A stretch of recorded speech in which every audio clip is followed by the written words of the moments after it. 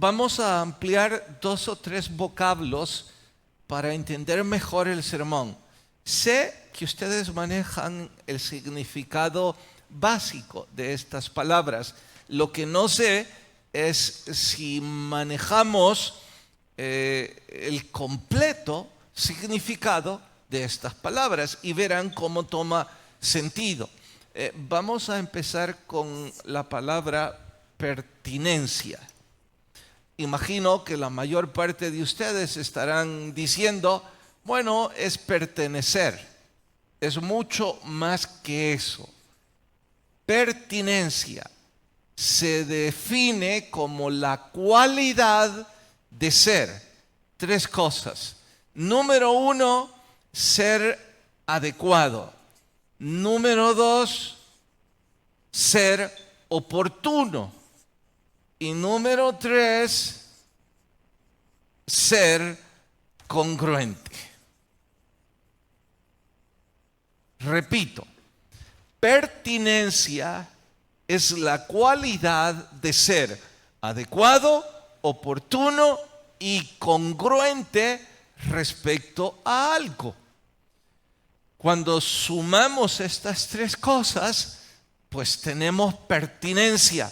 No es suficiente con decir, es que pertenezco. Es muy escueto como significado. Y para ampliarlo de mejor forma voy a decir, vamos a entender como adecuado lo conveniente. Vamos a entender como oportuno hacerlo a tiempo.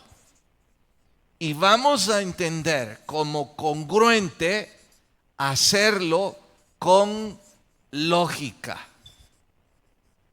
Así es que una persona es pertinente cuando lo que hace, lo hace con el espíritu de la conveniencia, cuando lo hace a tiempo y cuando lo hace con lógica. Sé que van a preguntar, ¿qué tipo de lógica? Ya voy a ampliar al respecto, pero de momento basta con decir que pertinencia es la cualidad de ser estas 3 cosas sumadas. Bien, segundo vocablo con el que vamos a extendernos, cultura. Una y otra vez ocupamos el término y a lo mejor no en su sentido más amplio. Vamos a entender como cultura al conjunto de creencias, mitos incluso, costumbres, leyes y un poco más de un pueblo o de un grupo en particular. Cultura entonces es el conjunto de creencias, costumbres, leyes, mitos. En cuanto a leyes, claro está que puede decir espirituales o morales. Y eso es lo que reza la cultura de un pueblo. Si fuese nuestro país, tendría que decir que nuestra cultura, entre las creencias, pues nosotros creemos en la democracia, nosotros creemos en la libertad, nosotros creemos en Dios, somos un pueblo eminentemente religioso y tenemos algunas costumbres, como por ejemplo, comemos 3 veces al día, regularmente comemos 7, 12 y 6 de la tarde, y puedo seguir citando otras igual. Tenemos leyes en cuanto a la moral y en cuanto a la religión que nos caracterizan, nos hacen diferentes a otras culturas y a otros pueblos. Y pueden estar seguros que nuestra cultura difiere mucho. Si hablo en costumbre, por ejemplo, en nuestras costumbres alimenticias, para nosotros las pupusas es el equivalente al maná que cayó del cielo. No así para otros países cercanos al nuestro, en cuya dieta ni siquiera existen las pupusas. Pero en fin, esto es cultura. Y el último vocablo que debemos tomar en cuenta es este: costumbres. Costumbres son hábitos de un grupo, de un pueblo. Y desde luego que vamos a entender como hábitos aquellas maneras repetitivas de hacer lo mismo. Eso es un hábito. Bien, ahora que espero me haya dado a entender y que todos vamos a manejar de mejor forma estos tres vocablos, debo hacer algunas aclaraciones antes de empezar el estudio de hoy. Tengo la ilusión que cuando terminemos de estudiar este pasaje nos va a quedar bien claro la manera correcta, bíblicamente hablando, en cuanto a la manera de vestir de un hombre o de una mujer. Insisto, bíblicamente hablando, nos va a quedar claro. Y yo no voy a limitarme en decir que voy a ubicar o situar este estudio a cómo debemos vestir dentro de un servicio religioso, lo cual suena pertinente desde este púlpito. Y ya saben lo que significa pertinencia. Es que una cosa es cómo me voy a vestir para un servicio religioso y una cosa muy distinta es cómo me voy a vestir para ir a la playa o para ir a la fiesta. Pues no, yo no voy a limitarme, no voy a reducir el concepto a un momento específico.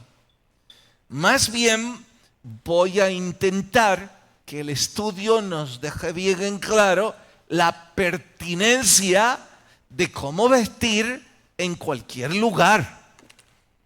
Y por favor, no se prejuicie.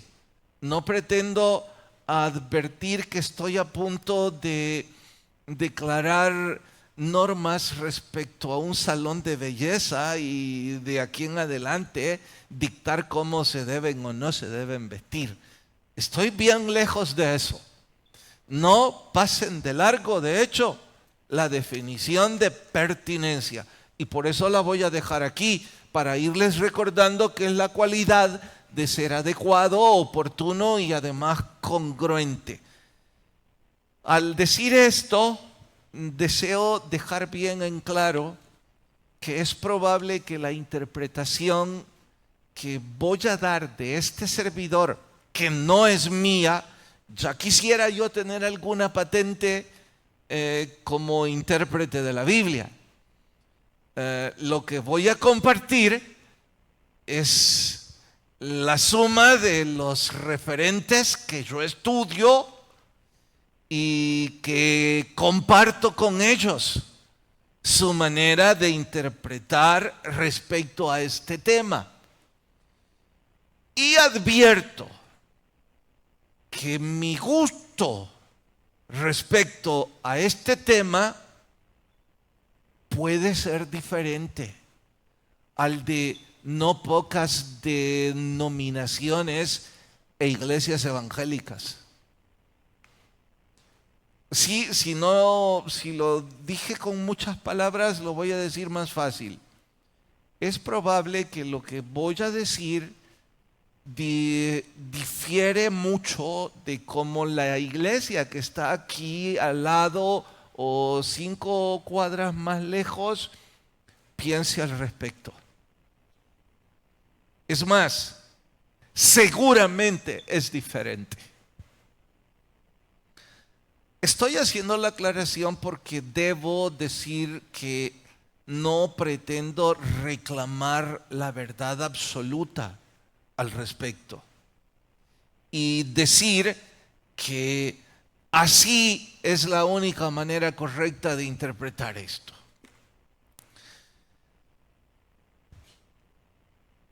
pueden haber diferencias de opinión y que de hecho las habrán, y con ello no me voy a disculpar con ellos. Más bien quiero poner en el corazón de todos ustedes el respeto por todos ellos, si es que al final del estudio usted comparte mi opinión y concluye que lo que voy a citar es la interpretación bíblica. Si esa es su conclusión, usted comparte conmigo y esta difiere de su compañero de trabajo, de sus familiares, bueno, la idea de que usted conozca esto no es para que usted irrespete las costumbres de ellos. Mire que ahora usted sabe que es costumbre. Este no es un punto que al interpretarlo de manera distinta nos prive de la vida eterna.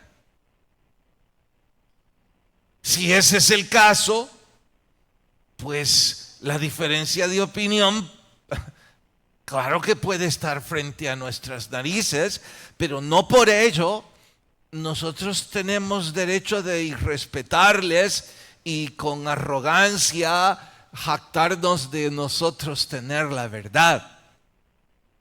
¿Qué significa entonces que debemos darle a otros la razón aun cuando están equivocados?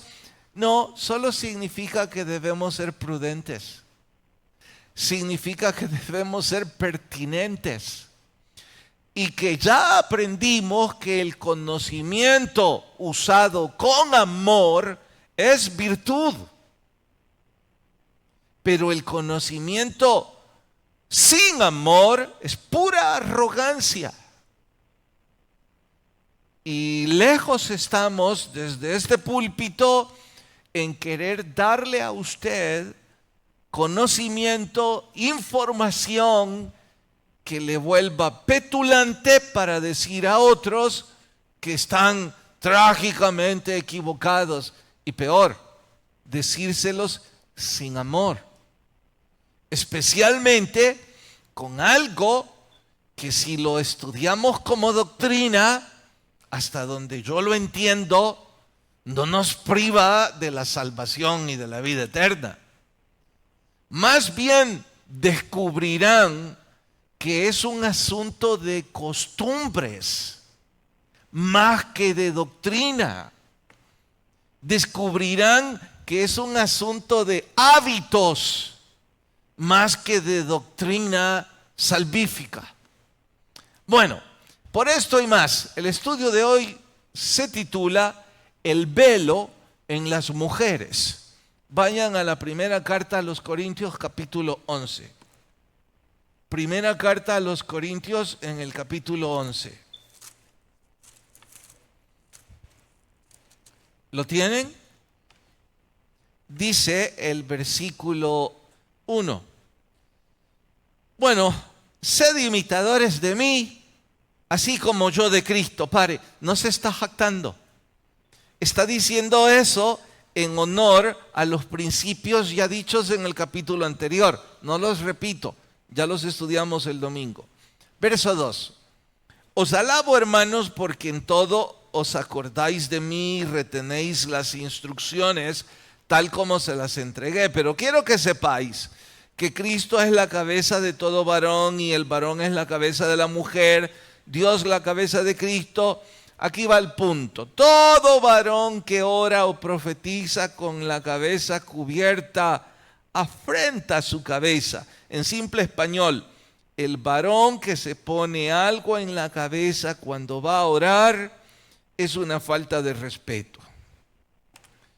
Pero toda mujer que ora o profetiza, y lo de profetizar es hablar del Señor en público, con la cabeza descubierta afrenta su cabeza. Entonces está diciendo que las mujeres deberían tener algo en su cabeza o sería una falta de respeto.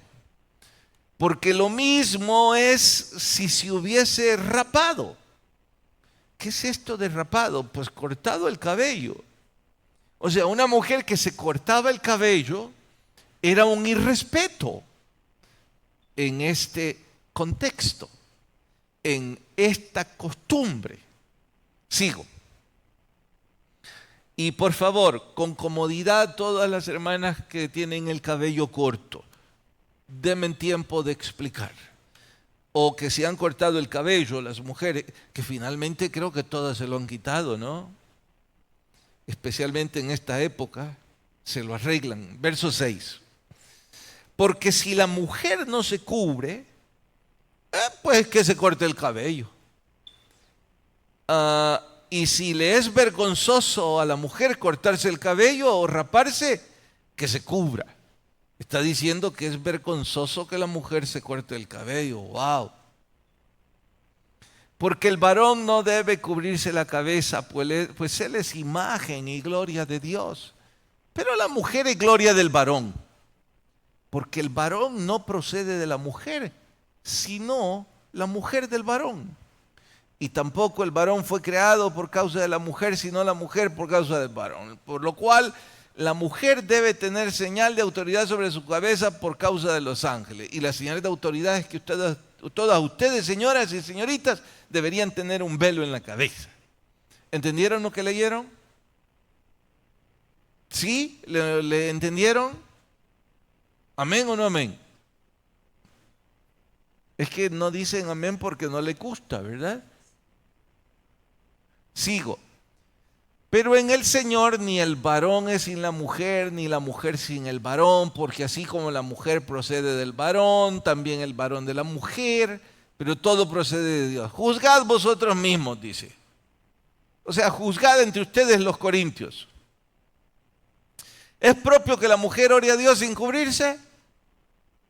Les pregunto a ustedes ahora, no corintias, sino salvadoreñas. ¿Es propio que la mujer ore a Dios sin cubrirse la cabeza? Por lo que hemos leído. Ya no saben si sí o si no. La naturaleza misma nos enseña que al varón le es deshonroso dejarse crecer el cabello. O sea que aquí arremete contra mi hijo y contra mí. ¿Verdad? ¿Verdad que sí, Lick? ¿Verdad que sí, hermano? Ella está diciendo que sí. ¿Y yo qué culpa que ya no le salió cabello? Bueno, espere. ¿Dónde está? ¿Dónde estaba? En el 15. Porque en lugar de velo les he dado el cabello. Con todo esto, si alguno quiere ser contencioso, nosotros, ¿quiénes somos nosotros en este caso? Importante pregunta, ¿verdad? No tenemos ¿qué? Tal costumbre, ni las otras iglesias de Dios. Averigüemos cuáles son las otras iglesias y averigüemos de qué costumbre habla. Bueno, hasta ahí leemos y oramos. Señor, por favor te ruego que me des gracia para explicar tu palabra y que sirva para que crezcamos y podamos llevar el evangelio sin legalismos. En Cristo Jesús lo pedimos. Amén. Pregunto, ¿la vestimenta es punto de honor en cuanto a nuestras culturas? ¿Es importante cómo vestimos? Si alguno de ustedes está a punto de decir, pues no, pastor, es un trapo, no es importante la manera como vestimos. Yo tengo que estar de acuerdo con usted que es un trapo. Sin embargo, la bandera también es un trapo. Pero usted no puede quemar la bandera de otro país sin sufrir las consecuencias, ¿verdad? Al punto de que ese trapo ha terminado siendo un símbolo de identidad, casi sagrado. Así es que lo que vestimos finalmente es de suma importancia. dice mucho. Hay pertinencia respecto a lo que usamos. Estamos diciendo algo. Y si la bandera les pareció un ejemplo extremo, años 80, al final, en un partido de básquetbol, en esa época en donde el gimnasio retumbaba en las competencias colegiales, recuerdo cómo la final era entre el Colegio Don Bosco y, si mal no recuerdo, el Colegio Santa Cecilia o el Liceo, uno de esos.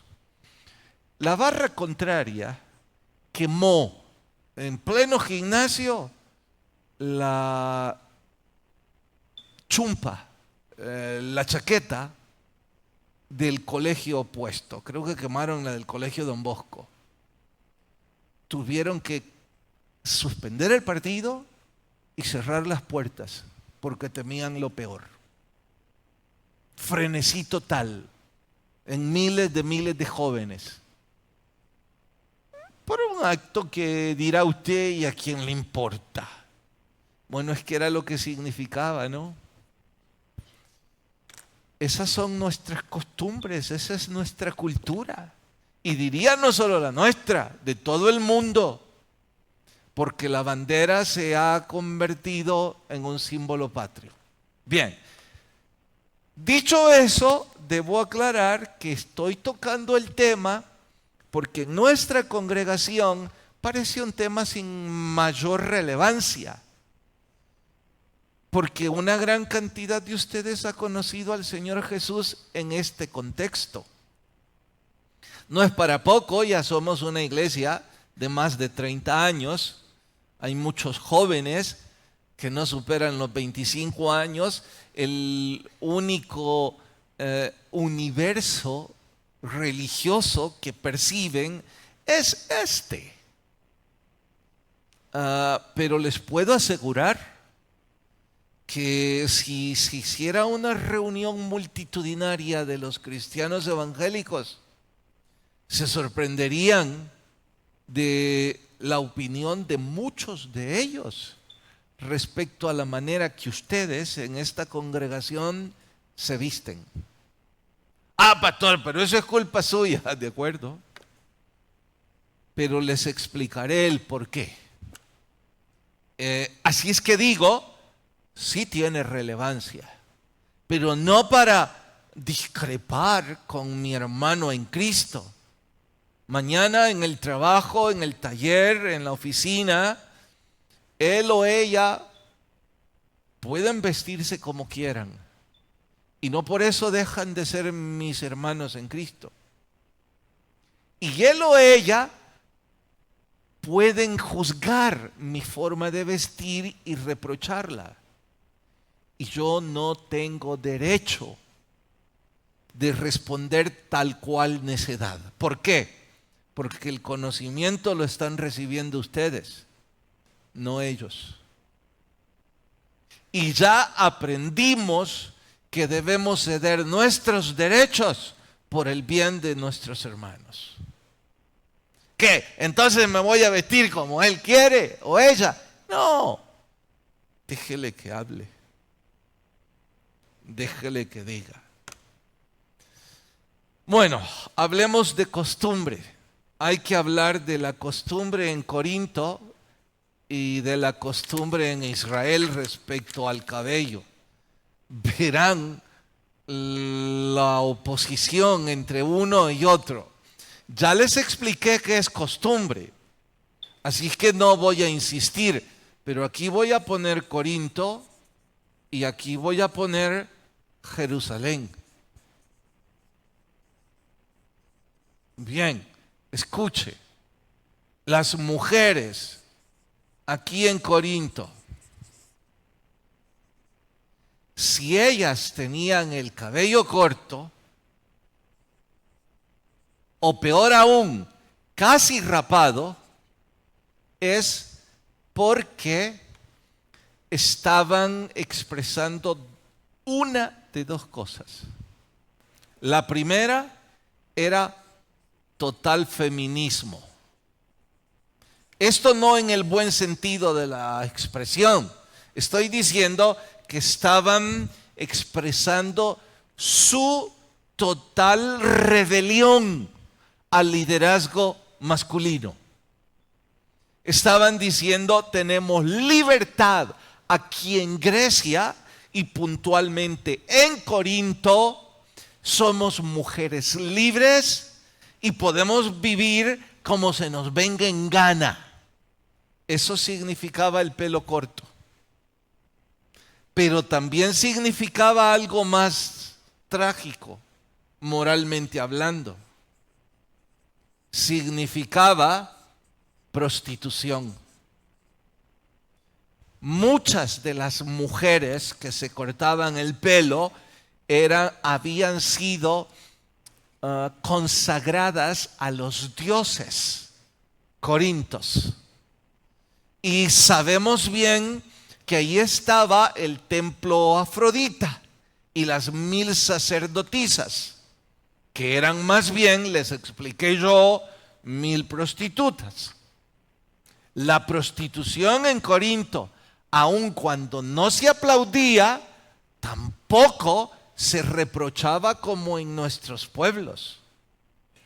Imagino yo que ustedes habrán leído en historia que durante algún tiempo en Florencia la prostitución no se aplaudía, pero en silencio se aceptaba. ¿Que por qué? Porque el gobierno de ese entonces aprobó una ley en donde había que legalizar el ejercicio de la prostitución. Y dado que esos hombres eran muy asiduos, muy apasionados de la prostitución, pues entonces era una profesión muy próspera, que no la podían frenar. El gobierno en turno se le ocurrió que en lugar de frenarla, la iban a legalizar y le iban a colocar impuestos, pagar por prostitución. O sea, las prostitutas debían pagar un impuesto por cada hombre al que le vendían placer. Y ese impuesto iba a las arcas del Estado. Pero la ley era que con ese dinero se iba a subsidiar todas las obras benéficas en Florencia. Los asilos, las personas que no tenían comida y qué sé yo. Así es que era un ingreso respetable al que públicamente no debían respetar. Qué locura, ¿no? Bueno, algo como eso sucedía en Corinto. Entonces las mujeres se cortaban el cabello diciendo, esa es mi profesión, y no era vergonzoso para ella. En ese hábito, no en ese hábito, en esa costumbre, en esa sociedad. Y listo. Ahora, en cuanto a los hombres, vea el detalle. Aquí en Corinto, cultura griega, a los hombres cortarse el cabello y la barba les era honroso. Cabello y barba.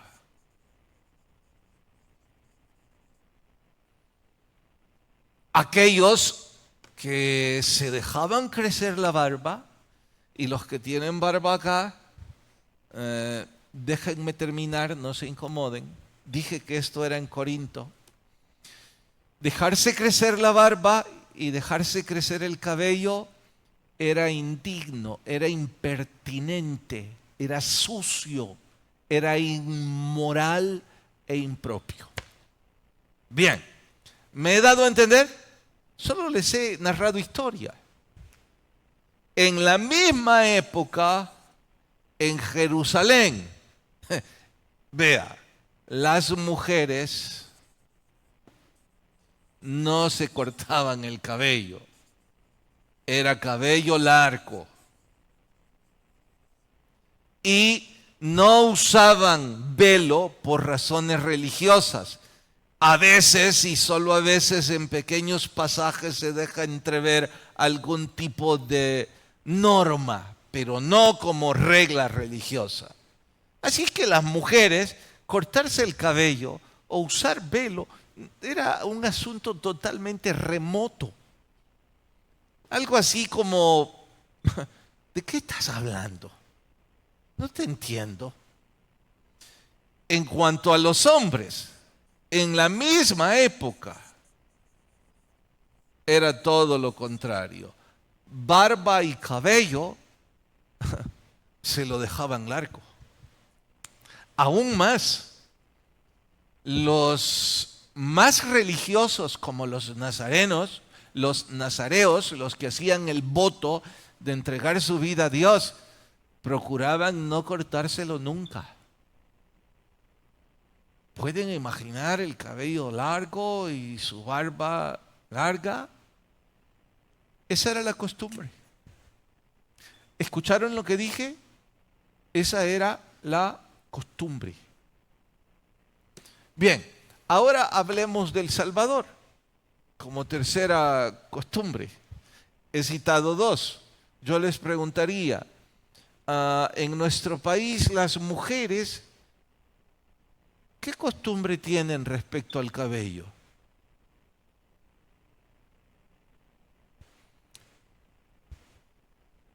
Chiqui, ¿por qué estás riéndote? A ver, ¿qué costumbres tienen? No tenés opinión. Rosita sí tiene opinión. ¿Vos te reíste más que él? Las costumbres de las mujeres es pintarse el cabello. Yo diría en términos generales que en nuestro país no hay una regla respecto a la costumbre de las mujeres el cabello. ¿Me equivoco? Creo que en este país ustedes las mujeres usan todas las modas y costumbres habidas y por haber. Lo digo con todo respeto y cariño. Algunas con cabello largo, unas cabello corto, unas con rizos, unas sin rizos, unas con permanente, unas con despermanente. Y de colores ya no hablemos, ¿verdad? Pastor, deje de estar de grosero. No, se ven muy bien, se ven hermosas. No hay una costumbre que rija nuestra cultura. Les pregunto, ¿y a los hombres? ¿Tenemos costumbre aquí en nuestro país? A ver, chiqui, aquí sí debes tener opinión. Tampoco tenés. A lo tuyo es más grave entonces. ¿Cuál es la costumbre en nuestro medio, los hombres? Cabello corto. Y en cuanto a la barba, pues cuando menos bien recortada, ¿no? Esa es la costumbre. De hecho, yo siempre estoy riendo con mi hijo porque le digo, mira, ¿de qué costumbre saliste vos? Pero esas son las costumbres. Bien, ¿me he dado a entender hasta aquí? Si me he dado a entender, entonces puedo decir con total libertad y sin tanta conmoción teológica ni religiosa. Ya aprendimos que costumbre es un asunto, es un conjunto de creencias propias de un pueblo específico. ¿Cómo se me ocurre a mí imponerles carga a los corintios de costumbres judías o viceversa? Por eso Pablo les dice, miren, nosotros no tenemos las costumbres que ustedes tienen ahí en Corinto, ni las iglesias de Dios alrededor de Asia y de África, porque cada quien tiene su propia cultura. Pero si el asunto dice Pablo, es no ser contencioso, no montar tremendo lío. Bueno, tápese la cabeza, pues. ¿Por qué? Porque llegaba a la iglesia una mujer, no sabemos la connotación, si practicaba prostitución o solo estaba peleada con el esposo. Cualquiera de las dos. Porque recuerden que era una manera de expresarlo. Estaba peleada con el esposo y quería que todos supieran que no se iba a dejar del marido. Así que se quita el pelo. Y llega a la iglesia con el cabello corto. ¿Qué iban a pensar todos? Se peleó con el marido. ¿Y qué? ¿Está vendiendo su cuerpo? Era un escándalo. En ese contexto era un escándalo. Y por eso Pablo les dice, bueno, de acuerdo en vuestro contexto cultural, tápense, pónganse un velo, que sea una demostración pública, que a lo mejor usted se lo quitó porque ya no lo soporta, porque está muy largo, ya no soporta el cabello. O incluso porque usted fue una mujer que se dedicó a una vida licenciosa, pero ahora en Cristo es una nueva criatura. Está cambiando. Entonces, lo mejor es pónganse eso y asunto resuelto. Y dicho desde este punto de vista, yo les pregunto, ¿hay algún problema en todo esto? No, ¿verdad? Está claro. Pero les aseguro que este es un lío religioso por toda Latinoamérica como usted no se imagina. En donde cantidad de iglesias obligan a las mujeres a ponerse un velo, obligan a los hombres a cortarse el cabello. Y yo digo aquí con una simple expresión, sin pretensión de la verdad absoluta. Mire, yo ya entendí que esto no es cuestión de arte, no es cuestión de expresión ni de educación, es cuestión de pertinencia. Y pertinente es ser adecuado, oportuno y congruente. Entonces, este es nuestro deber. En este contexto, mi deber es ser eso. Como mal ejemplo cito, pero debo decirlo. Personalmente, yo no soy amigo de las corbatas, de la ropa formal, ni siquiera de los zapatos formales. Yo amo los jeans, yo amo las camisas sport, la ropa casual, pero sé que por pertinencia debo mostrar algún equilibrio al pararme aquí por respeto a ustedes. Tengo la obligación de ser pertinente. Es que no quiero que mi forma de vestir eche a perder el estudio de la palabra o lo que voy a decir por cómo luzco. Estoy bien claro que el usar ropa formal no me da mejor unción espiritual que el usar lo que estoy vistiendo. Pero la pertinencia me dice, me dicta. Ahora, ¿sabe el problema? Que hay cantidad de personas que no están claros qué es pertinencia y qué no. Y que esa libertad que tenemos en Cristo la pueden ocupar para el irrespeto, para la impertinencia. Usaré un ejemplo simple. los pantalones en las mujeres. Que la Biblia enseña que hombre no debe usar ropa de mujer. Eso lo dice, absolutamente cierto, en el Antiguo Testamento. Pero cuando se escribió esto, adivine qué usaban los hombres. Falda. ¿Se imagina usted chiquilla rosa ahorita con falda? Esa era la costumbre cuando eso se escribió. Yo no puedo pasar de largo la costumbre de cuando se escribió eso. Yo debo pensar en la pertinencia de que en este país los hombres usamos pantalón. Debo usar esa... Ahora, ¿eso significa que la mujer tiene prohibido usar pantalón? No, ni un poco.